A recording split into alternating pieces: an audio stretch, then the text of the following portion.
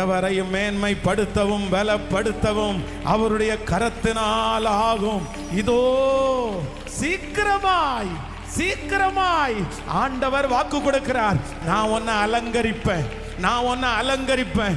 எந்த அலங்காரம் உனக்குள்ளே இல்லைன்னு உன்னை ரிஜெக்ட் பண்ணாங்களோ, எந்த அலங்காரம் உனக்குள்ளே இல்லைன்னு தூக்கி வீசினாங்களோ, அதே சொந்தத்துக்கு முன்னாடி, அதே ஜனத்துக்கு முன்னாடி அந்த ஆசீர்வாதத்தை உங்களுக்கு தந்து, அந்த அலங்காரத்தை உங்களுக்கு தந்து, அவங்களுக்கு முன்னாடி சாட்சியாய் நிறுத்துவேன் என்று கர்த்தர் வாக்கு கொடுக்கிறார்.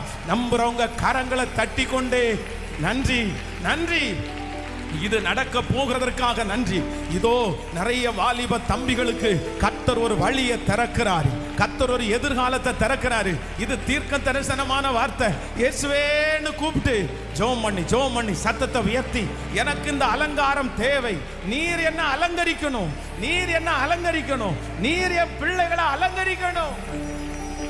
ஹல்லேலூயா, ஆமென். எத்தனை பேர் விசுவாசிக்கிறீங்க? என்னை அலங்கரிக்கிற ஒரு கர்த்தர் அவர்.